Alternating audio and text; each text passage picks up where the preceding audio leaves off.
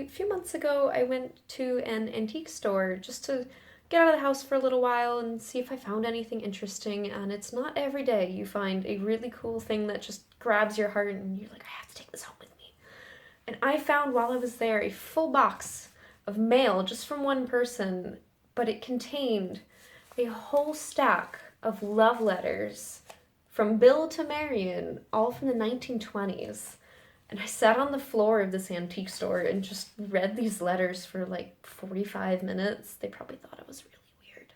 But like, I was invested. I had to know what happened to them. And at the bottom of the box, there was Valentine's cards, anniversary cards.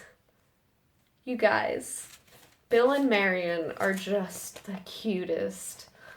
And I can't wait to share these with you because they are really, truly wonderful. And they bring me so much joy. I also found these fruit and vegetable men who I equally love and appreciate. So yeah, I guess I totally spent like $30 on someone else's mail from a while ago. But the other really cool thing about these is that we found this out later. We did a lot of research. Bill was in the military training camp and was writing these letters to her long distance to my hometown, actually, which was just very strange because I found these not at all near there anyway. And the reason the letters stop at the end of several months of writing is that he comes home and they get married, and it's cute. I'm just really excited about this, and I hope you have fun watching as I read these letters, and let me know which one's your favorite, or if you think these are also the two cutest people who ever walked the earth. Like, I love them.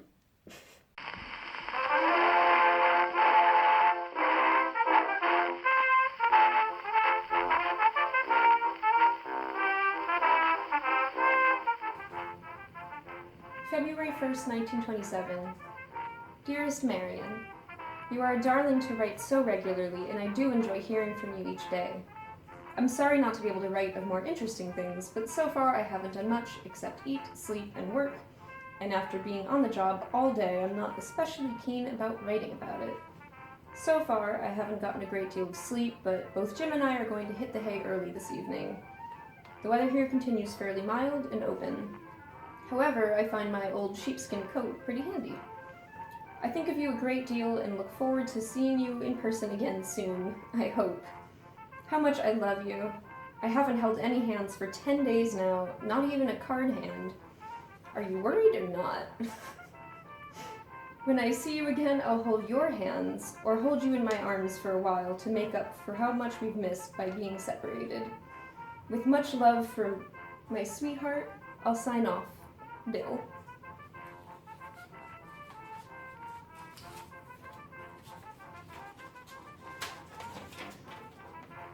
February 10th, 1927. Dearest Marion, after being in the field all day, with much exercise and a big dinner, I certainly am stupid tonight and am good for little else but sleep. Going to bed early these last 2 nights has helped to check the cold I had, but I seem to be more sleepy. I reckon 10 o'clock is too early for me. Was very sorry to hear that you were poisoned by the fudge sundae, and hope that you made a quick recovery, for I wouldn't want anything to happen to my little girl. I haven't had a rich dessert since you and Clarabelle and I had lunch up in Barker Bro's tea room. In the first place, I'm not usually where I can get them, and second, I don't want to start such an expensive habit. I have quite a sweet tooth, and it wouldn't be very hard to start such a run. I have been badly poisoned on 2 or 3 occasions, so can sympathize with you.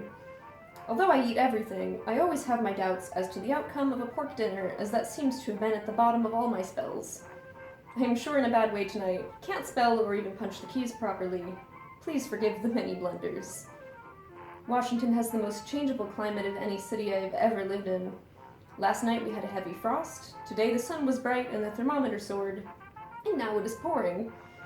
However, it isn't as bad as the LA rains. Always remember, sweetheart, that I love you dearly, and that I certainly miss you a great deal.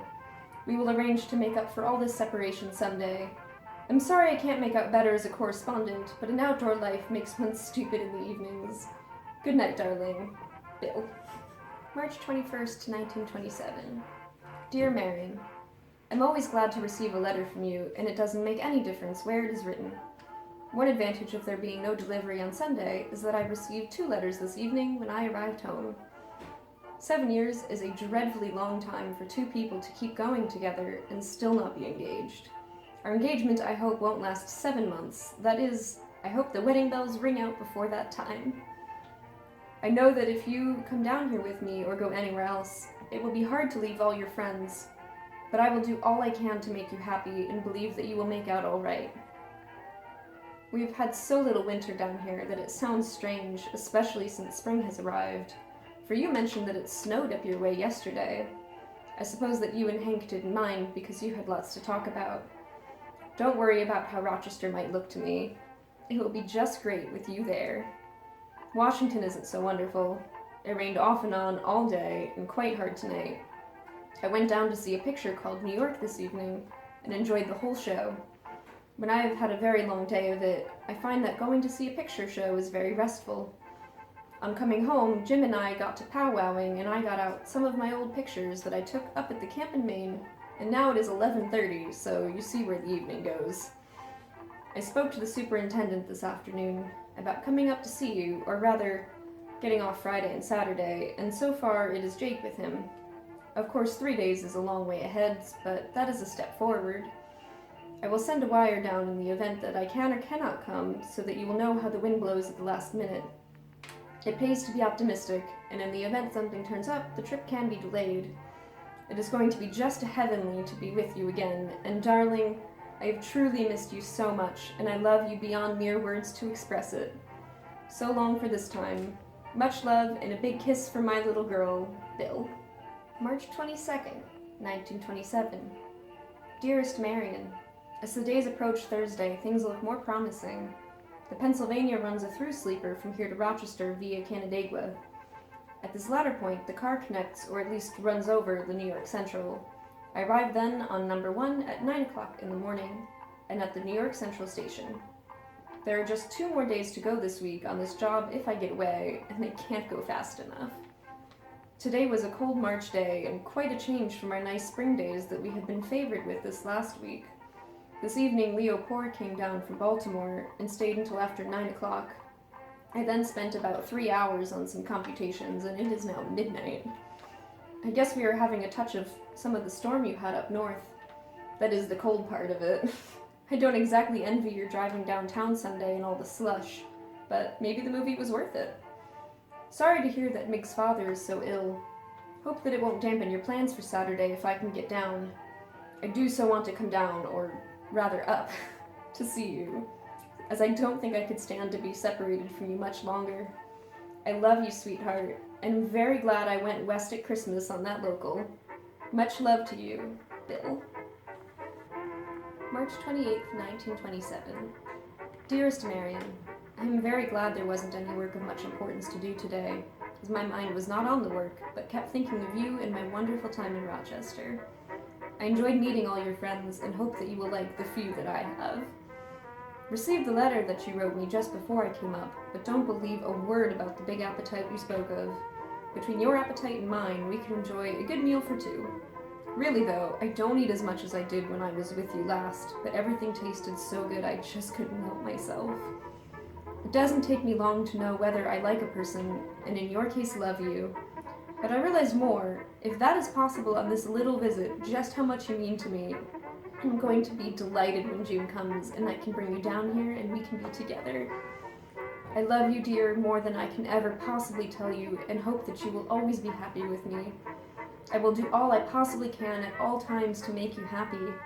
It was just too good to be true to have been able to take you in my arms once again. Sometimes I think that it was all just a dream, but then I know it was real as I could feel the warmth of your love. You are just adorable, and my star was shining just right when I met you. All are well on the Pacific coast, and Mother says that she misses you. She doesn't miss you 1 iota of the amount that I do. Remember, not later than the 1st of June. It is too lonely down here without you. Please tell your friends how much I appreciate their kindness and that I enjoyed being with them. Very much love to you, sweetheart. I had very pleasant dreams of you last night and have been daydreaming about you all day. Good night, little pal. Bill. March 29th, 1927.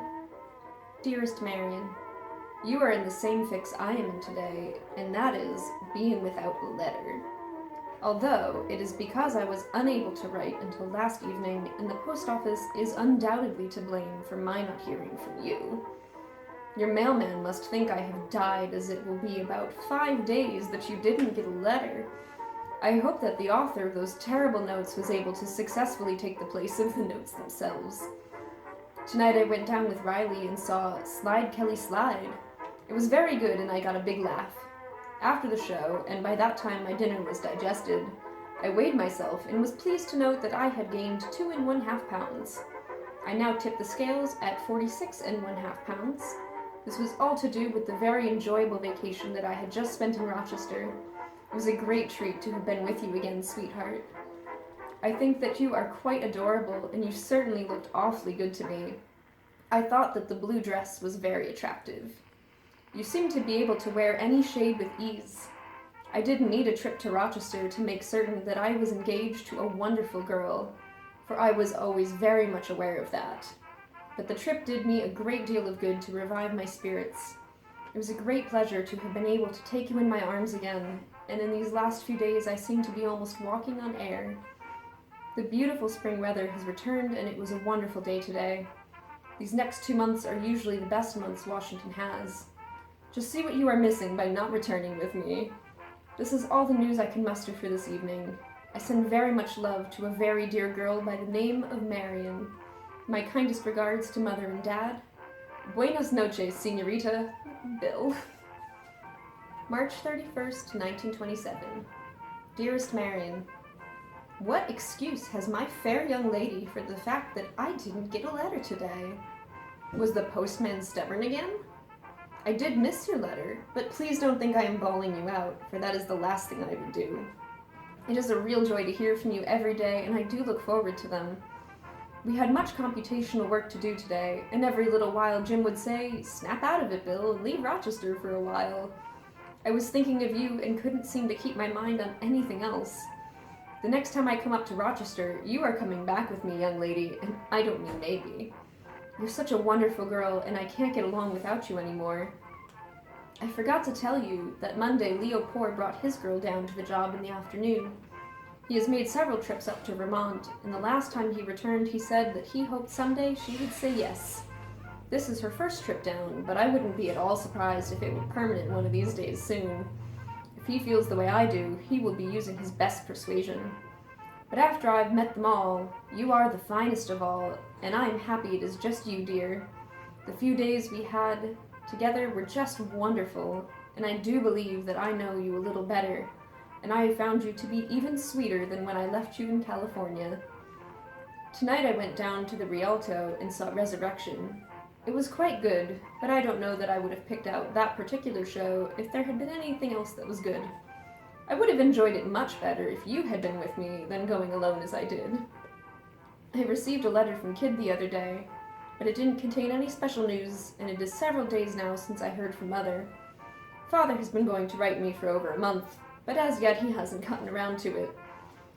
Things are going along nicely down here. A bit slow these last 2 days, but they will be speeding along all too fast shortly. Tonight was fine and warm, and I took quite a walk after the show. However, that would have been improved if you had been here. You will soon see that life will be impossible without you right here on the job. My very best love to you, little pal.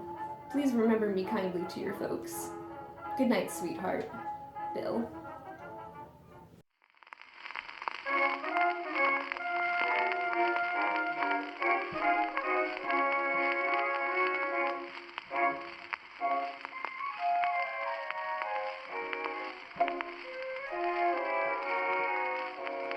Place, park, scene, dark, silvery moon is shining through the trees.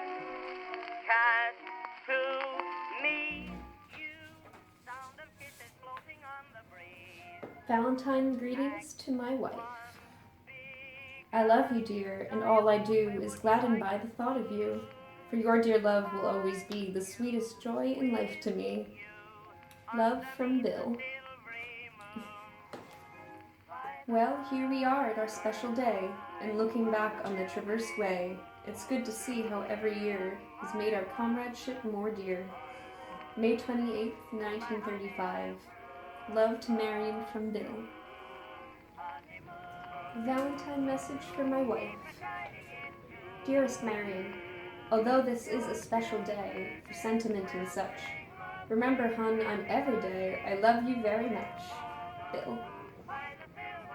A heart full of love for my wife on Valentine's Day. You know how I feel, but I'll say it again. You make me the happiest, proudest of men. And you know, dear, that always I wish you the things that happiness, real true happiness brings. Love to Marion from Bill. To my wife on our 30th anniversary. Marion, dear, orchids to you for being a really wonderful wife, whose love and understanding bring such joy to my life, and for making me so happy since the day we said I do. With all my love I say again, orchids dear to you, Bill.